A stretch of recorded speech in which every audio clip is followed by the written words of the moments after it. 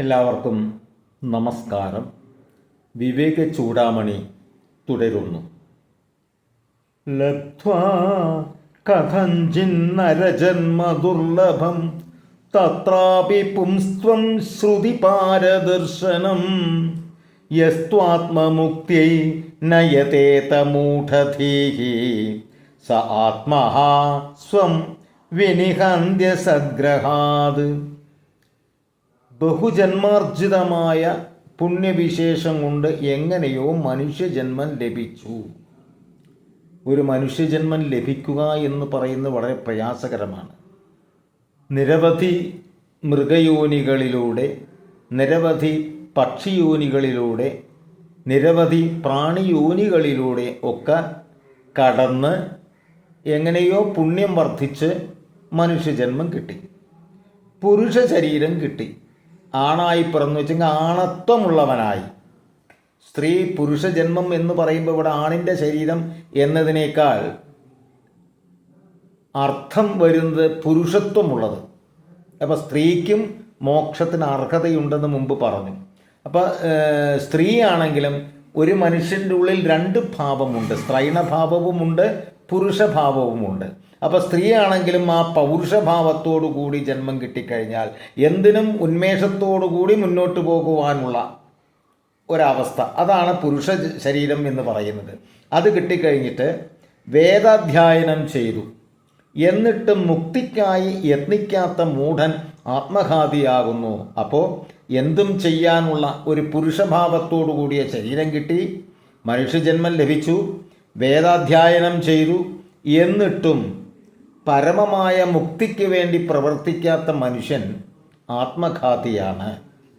എന്തെന്നാൽ അവൻ അസത്തായ വസ്തുക്കളെ താനാണെന്ന് അഭിമാനിച്ചു കൊണ്ടിരിക്കുന്നു. ഈ മുക്തിക്കായി ശ്രമിക്കാതെ ഇരിക്കുന്നവരൊക്കെ അഹങ്കാരം മൂലം ഞാനാണ് എല്ലാം, ഞാൻ തന്നെയാണ് ഇതൊക്കെ ചെയ്തത്, എന്തെങ്കിലും ഒരു കാര്യം ചെയ്ത് വിജയിച്ചാൽ ഞാനായതുകൊണ്ടത് വിജയിച്ചു. പഠിപ്പിച്ച് മക്കളൊക്കെ വലുതായി കഴിഞ്ഞാൽ ഞാൻ എൻ്റെ മക്കളായതുകൊണ്ട് ഞാൻ പഠിപ്പിച്ചൊക്കെ വലുതാക്കി, ഞാൻ ഉദ്ദേശിച്ച രീതിയിൽ കുട്ടികളെ എത്തിച്ചു എന്നിങ്ങനെ അഹങ്കാരത്തോടു കൂടി പറയും. ഇവിടെ ഞാൻ ആരുമല്ല, ഇതൊക്കെ എൻ്റെ നിയോഗങ്ങളാണ് എന്ന് മനസ്സിലാക്കുന്നതിന് പകരം ഒക്കെ ഞാനാണെന്ന് അഭിമാനിച്ചു കൊണ്ടിരിക്കുമ്പോൾ അങ്ങനെയുള്ള ഒരുത്തൻ ആത്മശ്രേയസ്സിന് വേണ്ടി അല്ലെങ്കിൽ മുക്തിക്കായി പ്രവർത്തിക്കില്ല.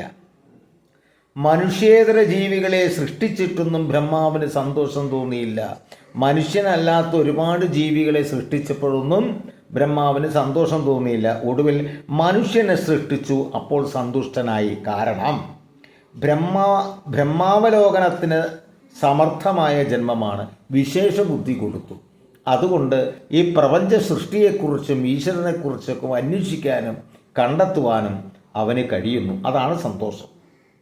പിന്നെ പറയുന്നു, തൈസ്തൈരതുഷ്ടഹൃദയ പുരുഷം വിധായ ബ്രഹ്മാവലോകധിഷണം മതമാപദേവ. ഇത് ഭാഗവതത്തിലുള്ളതാണ് എന്ന് ഭാഗവതകാരൻ പറയുന്നു. ഇങ്ങനെ അസുലഭമായ ഒരു അവസരം ലഭിച്ചിട്ട് അതിൻ്റെ പരമപ്രയോജനം സമ്പാദിച്ചില്ലെങ്കിൽ അവൻ നിർഭാഗ്യവാനാവുന്നു.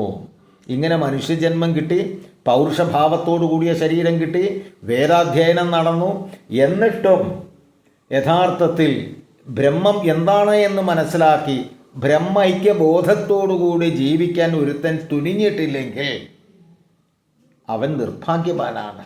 അവൻ ജീവിക്കുന്നു എന്ന് പോലും പറഞ്ഞുകൂടാ. ചത്തതിനൊക്കുമേ ജീവിച്ചിരിക്കലും. ഇത് രാമായണത്തിലുള്ള ഒരു വരിയാണ്. ഹനുമാൻ സുഗ്രീവനോട് പറയുന്നതാണ്. പ്രത്യുപകാരം മറക്കുന്ന പുരുഷൻ ചത്തതിനൊക്കുമേ ജീവിച്ചിരിക്കലും എന്നുള്ളത് ഹനുമാൻ സുഗ്രീവനോട് പറയുന്നതാണ്. അപ്പോൾ അതേപോലെയാണ് ഇവിടെ. നല്ലൊരു മനുഷ്യജന്മം ലഭിച്ചു, പൗരുഷഭാവത്തോടുകൂടി ജനിച്ചു, വേദാധ്യയനം നടത്തി, എന്നിട്ടും മുക്തിക്കായിട്ട് ശ്രമിച്ചിട്ടില്ലെങ്കിൽ അവൻ ജീവിച്ചിരുന്നു എന്ന് തന്നെ പറയാൻ പറ്റില്ല. നവിനെന്തിനാ മനുഷ്യജന്മം, മൃഗജന്മം തന്നെ മതിയായിരുന്നില്ലേ എന്നർത്ഥം. മനുഷ്യനായാൽ ചെയ്യേണ്ടത് എന്താണ്? മുക്തിക്കായിട്ട് ശ്രമിക്കണം. അത് ശ്രമിച്ചില്ലെങ്കിൽ ഈ ജീവിതം പാഴായിപ്പോയി എന്ന് സാരം. ബാക്കി അടുത്ത ഭാഗം. നന്ദി, നമസ്കാരം.